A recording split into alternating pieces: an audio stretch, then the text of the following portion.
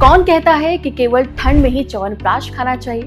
अरे भाई, च्यवनप्राश का इस्तेमाल इम्यूनिटी बूस्ट करने के लिए किया जाता है। इसका किसी भी मौसम से क्या लेना देना, लेकिन क्यों खाएं गर्मियों में च्यवनप्राश, इसका जवाब भी जानना हो तो सुन लीजिए क्या कहते हैं एक्सपर्ट। बहुत बड़ा मिथ है कि च्यवनप्राश जो है उसको केवल सर्दियों में ही यानी कि विंटर्स में ही खाना चाहिए।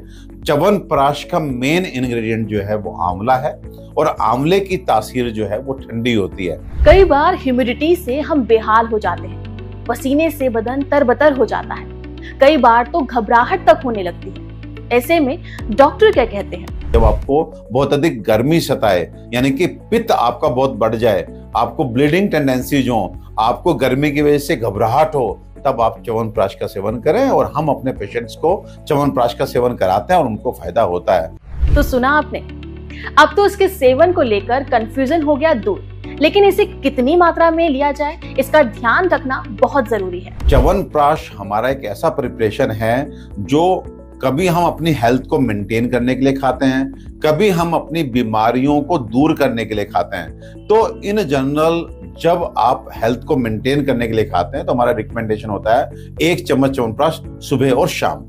लेकिन अगर आपको कफ है, कोल्ड है, या आपको बार बार कफ कोल्ड होने की टेंडेंसी है, या पोल्यूशन का समय चल रहा है, तो वहां पर जो है आपको बहुत अच्छे से प्रिवेंशन चाहिए, बहुत अच्छे से प्रोटेक्शन चाहिए, आपकी इम्यूनिटी बहुत अच्छे लेवल पे होनी चाहिए। तो वहां हमारा रिकमेंडेशन होता है एडल्ट के लिए 2 चम्मच च्यवनप्राश सुबह और 2 चम्मच च्यवनप्राश शाम को। और एक्सपर्ट ही नहीं, बॉलीवुड के खिलाड़ी कुमार भी तो च्यवनप्राश के सेवन को हेल्थ का राज बताते हैं। रोज 2 चम्मच डाबर च्यवनप्राश, ताकि बीमारियों से हम खुद लड़ पाए। 100 बीमारियों से लड़ने की शक्ति डाबर च्यवनप्राश।